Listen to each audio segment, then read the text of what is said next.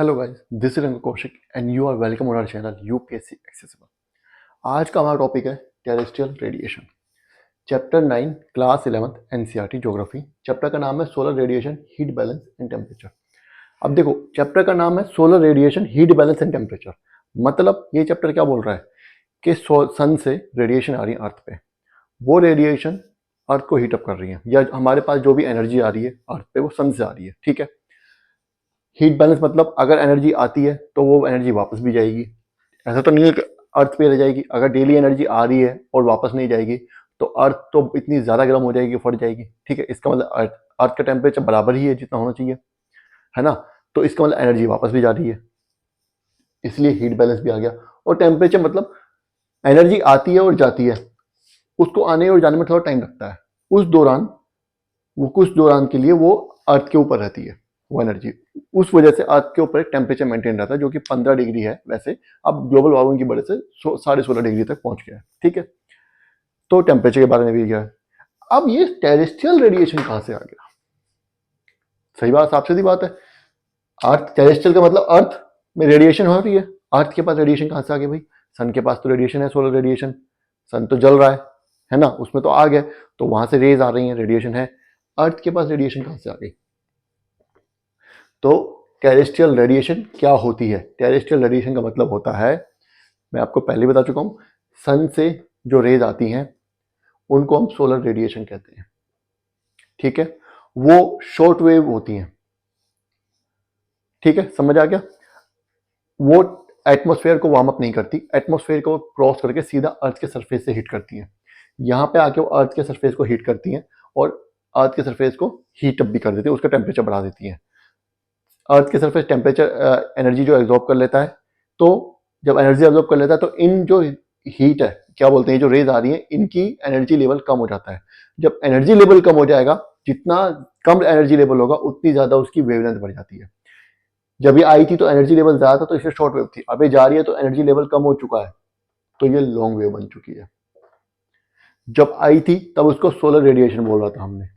जब ये जा रही है वापस अर्थ से रेडिएट होकर के, अब इसको हम टेरेस्ट्रियल रेडिएशन बोल रहे हैं। समझ आ गया टेरेस्ट्रियल रेडिएशन क्या है? हमारा एटमॉस्फेयर सोलर रेडिएशन को नहीं एब्जॉर्ब करता, टेरेस्ट्रियल रेडिएशन को एब्जॉर्ब करता है, जिससे कि हमारा एनवायरनमेंट गर्म होता है। ठीक है, लास्ट क्लास में ये मैंने समझा दिया था। तो टेरेस्ट्रियल रेडिएशन के बारे में आपको मोटा मोटा पता चल चुका है। अब देखते हैं एनसीईआरटी क्या बोल रही है। The insolation received by the earth is in short wave form. बता चुका हूं मैं कि जो इंसोलेशन अर्थ के ऊपर आ रही है, कहां से आ रही है? ऑब्वियसली सन से ही आ रही है, और तो कहीं से आ नहीं, सोर्स ऐसा है नहीं।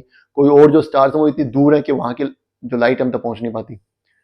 And heats up is surface. तो जो अर्थ के ऊपर जो इंसुलेशन आ रही है वो शॉर्ट वेव की फॉर्म में आती है और हमारा जो सरफेस है उसको हीट अप कर देती है। अर्थ के सरफेस को वो एनर्जी जो है, इंसुलेशन जो है वो हीट अप कर देती है। यहां तक आपको समझ आ गया? आगे क्या बोल रहा है? द अर्थ आपको after being heated itself becomes a radiating body. अब क्या हुआ? जैसे चांद होता है ना, हम लोग चांद को देखते हैं रात को। क्यों दिखता है चांद रात को हमें? क्योंकि वो सन की जो एनर्जी है, सन की जो लाइट है जो चांद को स्ट्राइक करती है वो वापस हम तक आती है, इसीलिए हमें चांद चमकता हुआ दिखता है रात को। अदरवाइज चांद की अपनी कोई रोशनी नहीं है।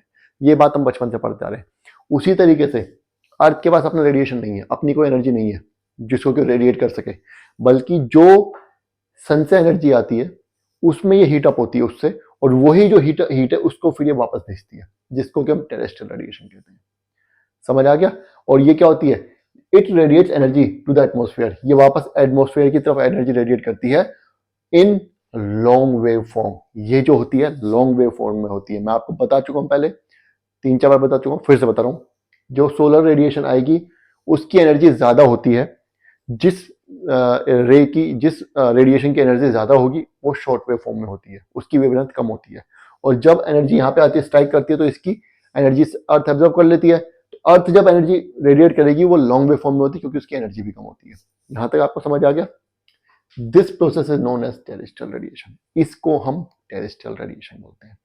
समझ आ गया? क्या अर्थ के पास अपना कोई रेडिएशन नहीं है, सन का रेडिएशन ही रिफ्लेक्ट करती है। सन की जो एनर्जी है, सन से जो एनर्जी उसने एब्जॉर्ब की है उसी को रेडिएट करती है वापस, उसको हम टेरेस्ट्रियल रेडिएशन कहते हैं। बस इतना समझना है आपको। यहां तक ये बात आपको यहां तक आई है, समझ आ गई है? ठीक है, चलिए अब आगे बढ़ते हैं।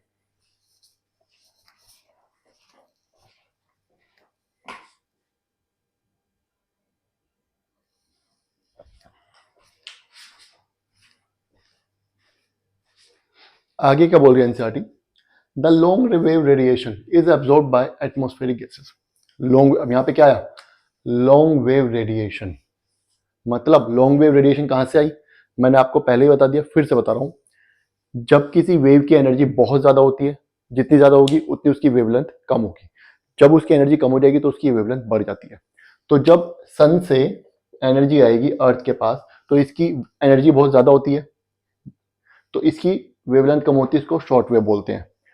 ये अर्थ पे स्ट्राइक करेगी, अर्थ इसकी एनर्जी अब्जॉर्ब कर लेगी और फिर रेडिएट करेगी आगे स्पेस में, एटमॉस्फेयर में वापस। क्योंकि ये रेडिएशन उतना ज्यादा नहीं होता, उतना ज्यादा एनर्जी इसके अंदर नहीं होती, ये कम होती है, इसलिए ये लॉन्ग वेव होती है। क्योंकि इसका एनर्जी लेवल कम है तो इसकी वेवलेंथ बढ़ जाएगी और ये लॉन्ग वेव होता है। ये जो शॉर्ट वेव रेडिएशन है ये एनवायरमेंट को क्रॉस कर सकता है, हमारे जो एटमॉस्फेयर है उसको क्रॉस कर सकता है, एटमॉस्फेयर उसको नहीं रोकेगा। लेकिन ये लॉन्ग वेव रेडिएशन जो है इसको एटमॉस्फेयर रोक लेता है। एटमॉस्फेयर में जो हमारी ग्रीन हाउस गैसेज हैं इस लॉन्ग वेव रेडिएशन को रोक लेती हैं, जिसकी वजह से हमारा जो टेम्परेचर जो 15 डिग्री जो मेंटेन है वो मेंटेन रहता है, सिर्फ 15 to 16 डिग्री कहेंगे यहाँ पे हम, ठीक है। इसको हम ग्रीन हाउस इफेक्ट भी बोलते हैं, मैंने आपको बताया था। यहां तक समझ आ गया। तो क्या बोल रहा है, the long wave radiation is absorb by atmospheric gases. ये लॉन्ग वेव रेडिएशन जो है इनको एटमॉस्फेरिक गैसेस एब्जॉर्ब कर लेती है। पर्टिकुलरली कौन कौन से gases, carbon dioxide and other green house gases. सबसे ज्यादा इंपॉर्टेंट है इसमें कार्बन डाइऑक्साइड, सबसे पहली गैस तो यही होती है green house gas carbon dioxide, और अदर ग्रीन हाउस गैसेज जो है वो इनको एब्जॉर्ब कर लेती है। समझ आ गया। Thus the atmosphere is indirectly heated by Earth's radiation।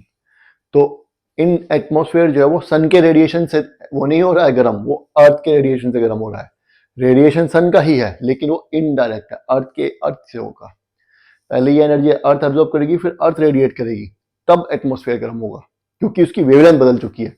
जिस वेवलेंथ की पहले थी उस वेवलेंथ में एनवायरमेंट जो हमारा एटमॉस्फेयर जो है वो एनर्जी को एब्जॉर्ब नहीं कर पा रहा था। अब अर्थ से स्ट्राइक करने के बाद अर्थ जब एब्जॉर्ब कर लेगी, उसको दोबारा रेडिएट करेगी, तो उसकी वेवलेंथ चेंज हो चुकी है। अब जो है हमारा एटमॉस्फेयर जो उसको एब्जॉर्ब कर सकता है। तो इनडायरेक्टली अर्थ का रेडिएशन से ही एटमॉस्फेयर गर्म होता है, सन के रेडिएशन से नहीं हो रहा। अब आगे क्या बोल रहा है कि एटमॉस्फेयर ने तो एब्जॉर्ब कर लिया, अब एटमॉस्फेयर क्या करेगा उस एनर्जी का।